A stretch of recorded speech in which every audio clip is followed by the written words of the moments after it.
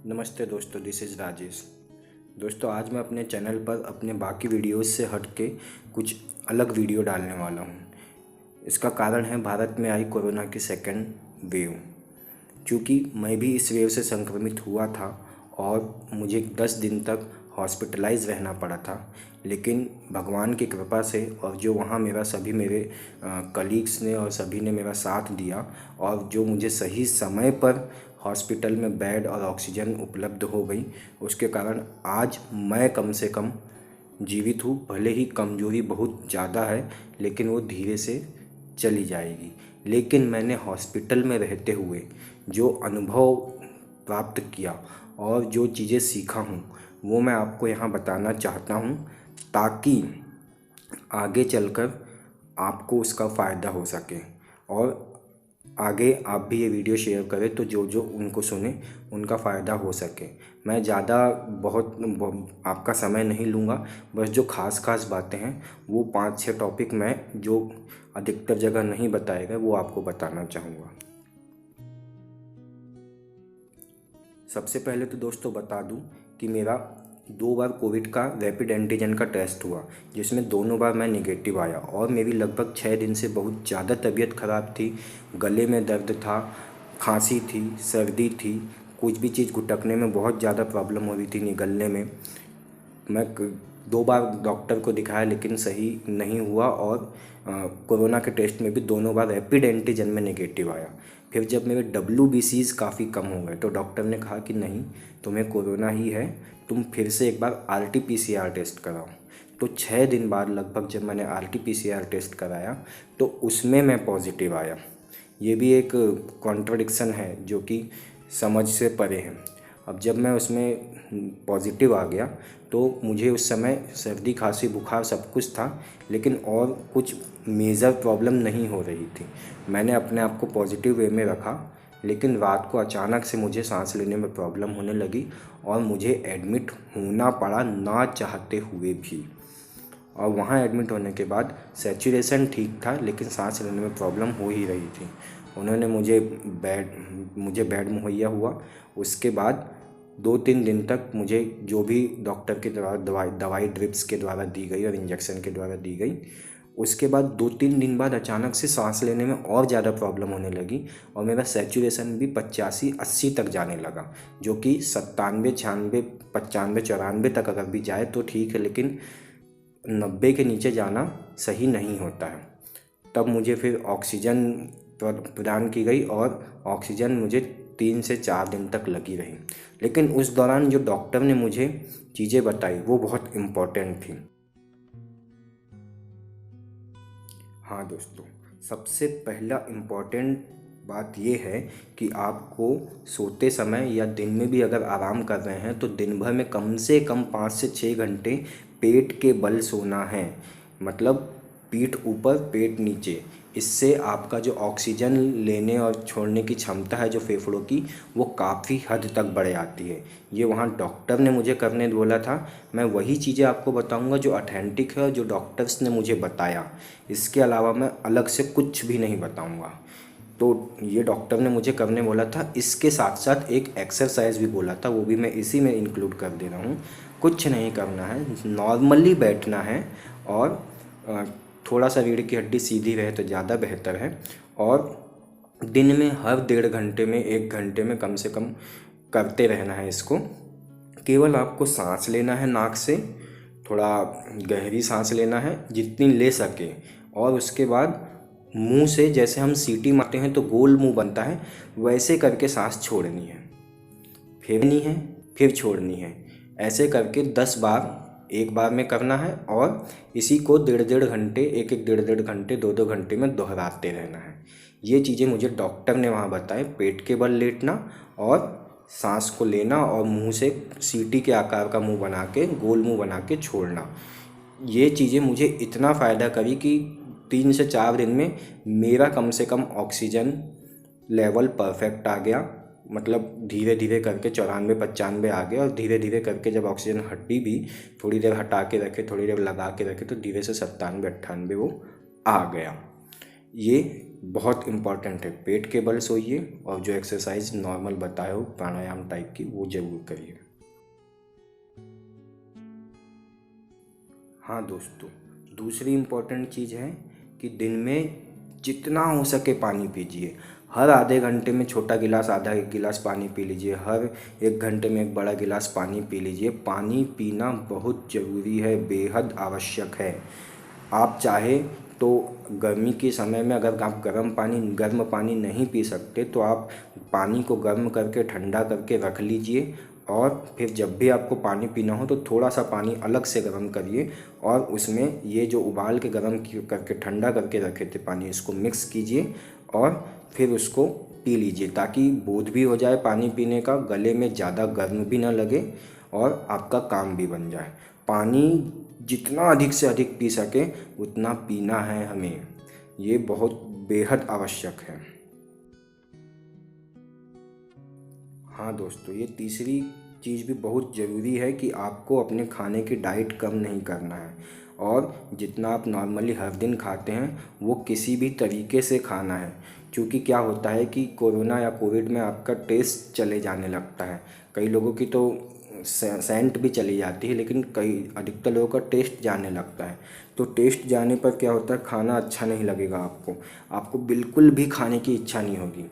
तो आप ऐसा करिए कि गरम गरम खिचड़ी दोनों टाइम 3 टाइम खाइए, और अगर आपको रोटी दाल चावल अच्छा लग रहा है तो 1 रोटी 2 रोटी जितनी घुस रही है खा लीजिए। इसके बाद आपकी जो डेली की डाइट है, कोई 4 रोटी 5 रोटी खाता हो, साथ में चावल खाता हो, वो पूर्ति अगर ना हो पाए तो फिर फल खाइए। फल खाना बहुत ज़रूरी है, इससे आपको अलग अलग प्रकार के विटामिन प्रोटीन्स वगैरह मिल जाएंगे। पपीता हो गया, सेब हो गया, अनार हो गया, ये बेस्ट फल है ऐसे समय में खाने के लिए। आप खाइए, भूखा बिल्कुल नहीं रहना है, जितना हो सके पेट को अपनी नॉर्मल डाइट के आधार पर रखना है हर दिन।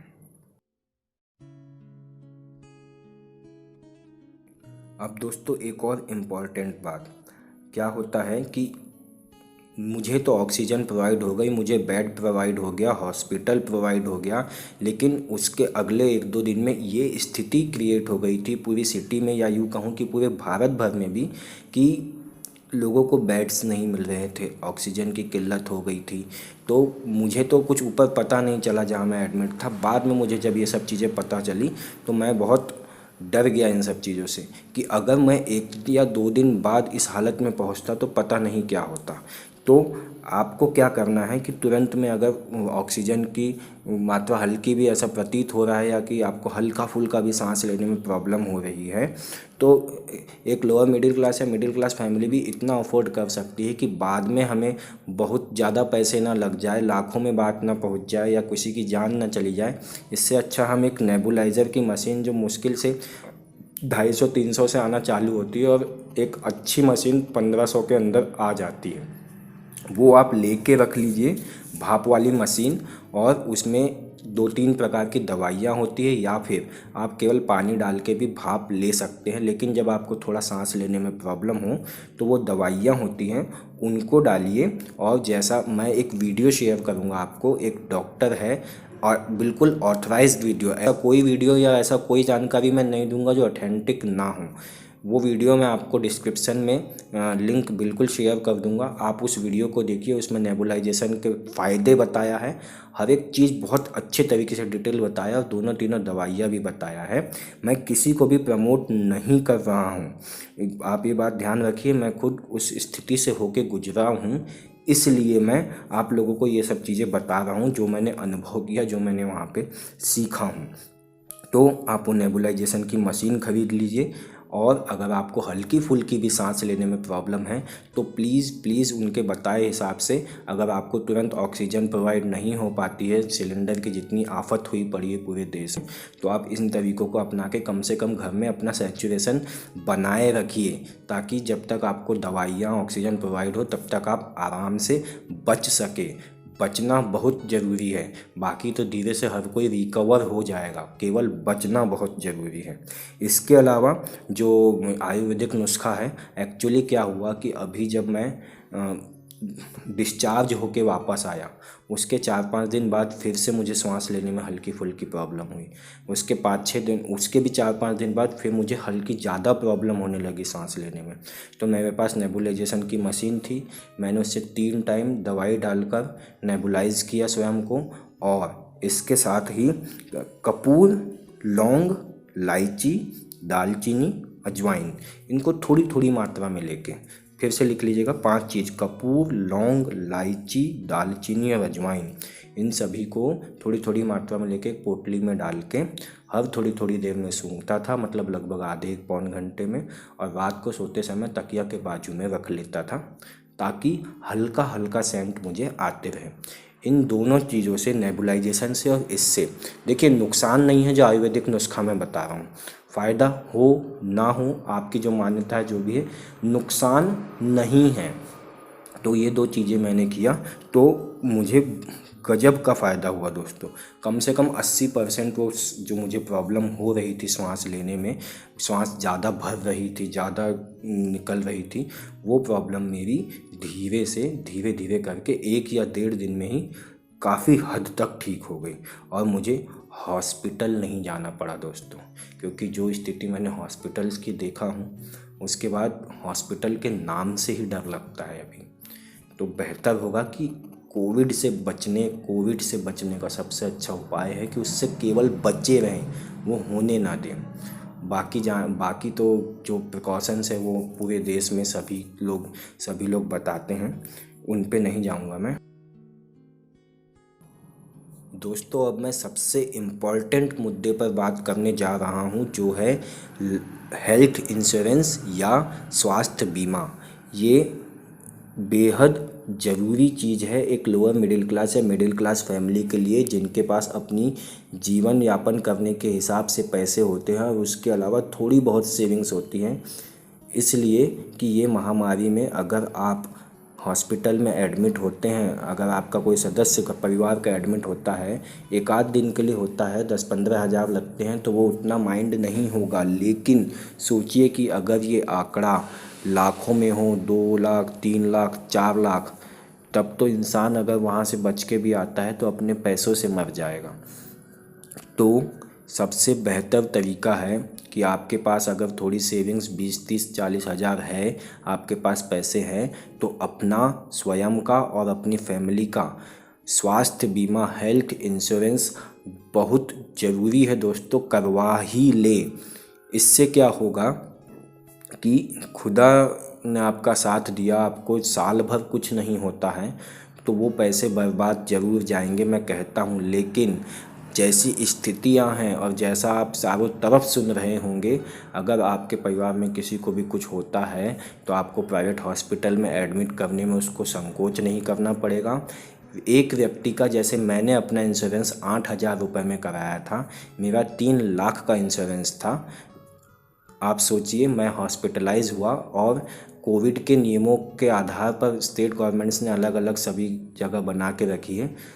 मुझे पूरा तो रिफ़ंड नहीं हुआ, लेकिन फिर भी 30% मेरे जेब से लगा और बाकी 70% कंपनी जीवन हेल्थ इंश्योरेंस की कंपनी ने भरी। आप सोचिए, मेरा जो आंकड़ा था लगभग 2 लाख से ऊपर का था और ऐसी स्थिति में मुझे केवल 1 लाख से भी कम राशि भरनी पड़ी। तो ये मेरे लिए कितनी आराम की चीज़ हो जाती है कि मुझे बहुत ज़्यादा पैसे नहीं लगे। मैं 11 दिन एडमिट रहा उसके बावजूद भी। तो ये बेहद ज़रूरी चीज़ है दोस्तों, हेल्थ इंश्योरेंस स्वयं का और अपने परिवार का करा लें, ताकि जब आप अपने किसी परिवार के सदस्य को खुदा ना खास्ता अगर एडमिट कराएं तो आपको एक भरोसा हो कि हाँ, मैं उसको हर अच्छी से अच्छी सुविधा दे पाऊँगा और मुझे पैसों की कोई किल्लत नहीं आएगी। अंत में बस इतना कहना चाहूँगा कि हमारे बहुत से सेलिब्रिटीज़, हमारे क्रिकेटर्स और कुछ गिने चुने नेता इस बात पर विश्वास करते हैं कि एक हाथ से अगर दान करो तो दूसरे हाथ को भी ना पता चले, या कोई भी अच्छा काम करो तो चुपके से करो, किसी को पता ना चले। लेकिन आज के समय में अगर आप फेमस है, आप एक्टर है, आप क्रिकेटर है, आपको लोग फॉलो करते हैं, डाई हार्ट फॉलो करते हैं, तो आपका ये फ़र्ज़ बनता है कि आप कुछ अगर जनता के लिए कर रहे हैं, दान कर रहे हैं, सेवा कर रहे हैं, तो उसे सामने आके ज़रूर दिखाएं। इससे फ़ायदा ये होगा कि एक आम नागरिक जो मदद करना लोगों की चाहता है लेकिन समझ नहीं पाता कि कैसे करूं, या कुछ संकोच कर जाता है, जो भी है वो भी धीरे धीरे आपको देख के, चूँकि वो आपको फॉलो करता है, वो सामने आएगा। तो सभी से मेरी अपील है कि मदद के लिए हाथ आगे बढ़ाएं, और जो सेवाओं में लगे हैं वो जितनी प्रिकॉशन ले सकें उस प्रिकॉशन से लोगों की सेवा करें। पता नहीं ये मैसेज बड़े हमारे स्टार्स तक जाएगा कि नहीं, लेकिन दिल में ये बात थी तो कहना ज़रूरी समझा। दोस्तों, मैंने जो अनुभव किया, मैंने जो सीखा, वो मैंने इस वीडियो में बताया हूँ। अगर आपको लगता है कि ये शेयर करने लायक है, अगर लगता है तो सभी तक पहुँचाएं, ताकि किसी अभाव में कोई ज़िंदगी ख़त्म ना हो और छोटी छोटी चीज़ों से ज़िंदगी लोगों की बच सके। धन्यवाद।